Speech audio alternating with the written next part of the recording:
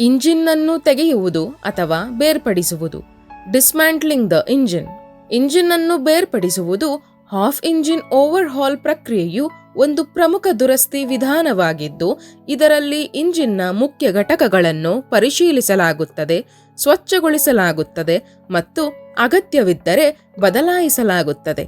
ಈ ಪ್ರಕ್ರಿಯೆಯಲ್ಲಿ ಇಂಜಿನ್ನನ್ನು ಸಂಪೂರ್ಣವಾಗಿ ತೆಗೆಯುವ ಅಗತ್ಯ ಇರುವುದಿಲ್ಲ. ಬದಲಿಗೆ cylinder head, piston, crank case cover ಮತ್ತು ಇತರ ಸಂಬಂಧಿತ ಘಟಕಗಳನ್ನು ಮಾತ್ರ ತೆಗೆಯಲಾಗುತ್ತದೆ. ಇದಕ್ಕಾಗಿ ನಮಗೆ ಈ ಟೂಲ್ಸ್ನ ಅಗತ್ಯವಿರುತ್ತದೆ: screw driver, T spanner, ring spanner, long nose plier, open ended spanner, socket, ratchet, Allen key, magnet puller, universal magnet holder.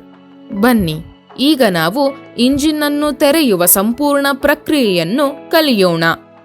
ಪ್ರತಿ ಹಂತವನ್ನು ಎಚ್ಚರಿಕೆಯಿಂದ ಅರ್ಥ ಮಾಡಿಕೊಳ್ಳೋಣ. ಇಂಜಿನ್ನನ್ನು ಇಂಜಿನ್ ಸ್ಟ್ಯಾಂಡ್ ಅಥವಾ ದೊಡ್ಡದಾದ ಸ್ಥಿರವಾದ ಟೇಬಲ್ ಮೇಲೆ ಇರಿಸಿ. ಅಲ್ಲಿ ಇಂಜಿನ್ ಹೆಚ್ಚು ಅಲುಗಾಡುವುದಿಲ್ಲ. ಟೀ ಸ್ಪ್ಯಾನರ್ ಅನ್ನು ಬಳಸಿ ಹೆಡ್ ಕವರ್ನ ಕ್ಯಾಪ್ ನಟ್ಗಳನ್ನು ಸಡಿಲಗೊಳಿಸಿ. ಅವುಗಳ ಹಿಂದಿರುವ ವಾಷರ್ ಅನ್ನು ತೆಗೆಯಿರಿ. ನಂತರ ಸಿಲಿಂಡರ್ ಹೆಡ್ ಕವರ್ ಅನ್ನು ತೆಗೆಯಿರಿ. ಟೀ ಸ್ಪ್ಯಾನರ್ ಬಳಸಿ ಸಿಲಿಂಡರ್ ಹೆಡ್ನ ರೈಟ್ ಸೈಡ್ ಕವರ್ ಮತ್ತು ಲೆಫ್ಟ್ ಸೈಡ್ ಕವರ್ ಅನ್ನು ತೆಗೆಯಿರಿ. Allen key.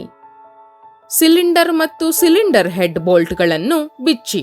ಕ್ರ್ಯಾಂಕ್ ಕೇಸ್ನ ಲೆಫ್ಟ್ ಸೈಡ್ ಕವರ್ ಅನ್ನು ಎಲೆನ್ ಕೀ ಬಳಸಿ ತೆರೆಯಿರಿ. ಸೈಡ್ ಕವರ್ ಕ್ಯಾಪ್ ಅನ್ನು ತೆರೆದ ನಂತರ ಸಾಕೆಟ್ ಮತ್ತು ರ್ಯಾಚೆಟ್ ಬಳಸಿ ಮ್ಯಾಗ್ನೆಟ್ ಅನ್ನು ಹಿಡಿದು ಟೀ ಸ್ಪ್ಯಾನರ್ನ ಸಹಾಯದಿಂದ ಕ್ಯಾಮ್ ಸ್ಪ್ರಾಕೆಟ್ ಬೋಲ್ಟ್ಗಳನ್ನು ತೆರೆಯಿರಿ ಮತ್ತು ಅದನ್ನು ಕ್ಯಾಮ್ ಶಾಫ್ಟ್ನಿಂದ ಬೇರ್ಪಡಿಸಿ. ಸೈಡ್ ಕವರ್ ಕ್ಯಾಪ್ ಅನ್ನು ತೆರೆದ ನಂತರ ಸಾಕೆಟ್ ಮತ್ತು ರ್ಯಾಚೆಟ್ ಬಳಸಿ ಮ್ಯಾಗ್ನೆಟ್ ಅನ್ನು ಹಿಡಿದು ಟೀ ಸ್ಪ್ಯಾನರ್ನ ಸಹಾಯದಿಂದ ಕ್ಯಾಮ್ ಸ್ಪ್ರಾಕೆಟ್ ಬೋಲ್ಟ್ಗಳನ್ನು ತೆರೆಯಿರಿ ಮತ್ತು ಅದನ್ನು ಕ್ಯಾಮ್ ಶಾಫ್ಟ್ನಿಂದ ಬೇರ್ಪಡಿಸಿ. ಸಿಲಿಂಡರ್ ಸ್ಟಡ್ಗಳಿಂದ ಡೋವೆಲ್ ಪಿನ್ಗಳನ್ನು ಒಂದೊಂದಾಗಿ ತೆಗೆಯಿರಿ. ಸಿಲಿಂಡರ್ನಲ್ಲಿರುವ ಗೈಡ್ ಪಿನ್ ಅನ್ನು ಟೀ ಸ್ಪ್ಯಾನರ್ನಿಂದ ತೆಗೆಯಿರಿ. ಇದರಿಂದ ಕ್ಯಾಮ್ ಚೈನ್ ಗೈಡ್ ರೋಲರ್ ಅನ್ನು ಸಹ ತೆಗೆಯಬಹುದು. ಕ್ರ್ಯಾಂಕ್ ಕೇಸ್ ಕವರ್ನಿಂದ ಸಿಲಿಂಡರ್ ಅನ್ನು ಬೇರ್ಪಡಿಸಲು ಅಲೆನ್ ಕೀಯನ್ನು ಬಳಸಿ. ಪಿಸ್ಟನ್ನಲ್ಲಿ ಅಳವಡಿಸಿರುವ ಪಿಸ್ಟನ್ ಪಿನ್ ಲಾಕ್ ಅನ್ನು ಲಾಂಗ್ ನೋಸ್ ಪ್ಲಯರ್ನ ಸಹಾಯದಿಂದ ತೆಗೆದುಹಾಕಿ. ಪಿನ್ ಹೊರಬಂದ ನಂತರ ಪಿಸ್ಟನ್ ಕನೆಕ್ಟಿಂಗ್ ರಾಡ್ನಿಂದ ಬೇರ್ಪಡುತ್ತದೆ. ನಂತರ ಪಿಸ್ಟನ್ ಪಿನ್ ಅನ್ನು ಒಂದು ಬದಿಯಿಂದ ತಳ್ಳಿ ಲಾಂಗ್ ನೋಸ್ ಪ್ಲಯರ್ ಬಳಸಿ ಹೊರತೆಗೆದುಕೊಳ್ಳಿ. ಪಿನ್ ಹೊರಬಂದ ನಂತರ ಪಿಸ್ಟನ್ ಕನೆಕ್ಟಿಂಗ್ ರಾಡ್ನಿಂದ ಬೇರ್ಪಡಿಸಿ. ಕ್ರ್ಯಾಂಕ್ ಕೇಸ್ ಕವರ್ನ ಲೆಫ್ಟ್ ಸೈಡ್ ಕವರ್ ಅನ್ನು ಟೀ ಸ್ಪ್ಯಾನರ್ ಸಹಾಯದಿಂದ ತೆಗೆಯಿರಿ. ಇಂಜಿನ್ನ ಮೇಲ್ಭಾಗದಲ್ಲಿ ಅಳವಡಿಸಲಾದ ಸ್ಟಾರ್ಟರ್ ಮೋಟರ್ ಅನ್ನು ರಿಂಗ್ ಸ್ಪ್ಯಾನರ್ ಸಹಾಯದಿಂದ ತೆಗೆಯಿರಿ. ಇದರಿಂದ ಅದು ಸ್ಟಾರ್ಟಿಂಗ್ ಚೈನ್ನಿಂದ ಬೇರ್ಪಡುತ್ತದೆ. ಫ್ಲೈ ವೀಲ್ ಅನ್ನು ಲಾಕ್ ಮಾಡಲು ಯೂನಿವರ್ಸಲ್ ಮ್ಯಾಗ್ನೆಟ್ ಹೋಲ್ಡರ್ ಅನ್ನು ಬಳಸಿ. ಒಮ್ಮೆ ಫ್ಲೈ ವೀಲ್ ಲಾಕ್ ಆದ ನಂತರ ಅದನ್ನು ಸಾಕೆಟ್ ಮತ್ತು ರಾಚೆಟ್ನಿಂದ ಸಡಿಲಗೊಳಿಸಿ. ಮ್ಯಾಗ್ನೆಟ್ ಪುಲ್ಲರ್ ಬಳಸಿ ಫ್ಲೈ ವೀಲ್ ಅನ್ನು ತೆಗೆದುಹಾಕಿ.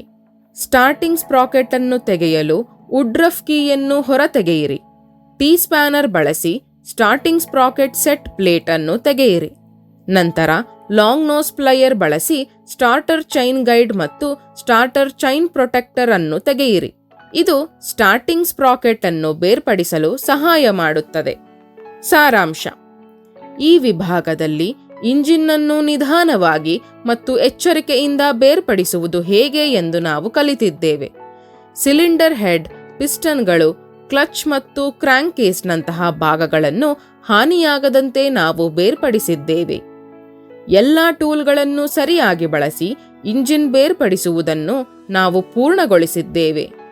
ಈ ಪ್ರಕ್ರಿಯೆ ಮಾಡುವಾಗ ಪ್ರತಿಯೊಂದು ಭಾಗದ ಸ್ಥಳವನ್ನು ನೆನಪಿಟ್ಟುಕೊಳ್ಳುವುದು ಏಕೆ ಮುಖ್ಯ ಎಂದು ನಾವು ಅರ್ಥ ಮಾಡಿಕೊಂಡಿದ್ದೇವೆ.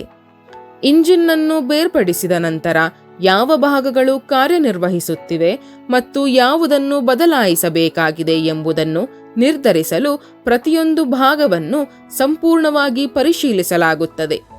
ಮುಂದಿನ ಭಾಗದಲ್ಲಿ ಈ ಭಾಗಗಳನ್ನು ಸ್ವಚ್ಛಗೊಳಿಸಿದ ನಂತರ ಇಂಜಿನ್ನನ್ನು ಮತ್ತೆ ಜೋಡಿಸುವುದು ಹೇಗೆ ಎಂಬುದನ್ನು ನಾವು ಕಲಿಯುತ್ತೇವೆ. ಒಂದು ಚಟುವಟಿಕೆಯನ್ನು ಮಾಡೋಣ.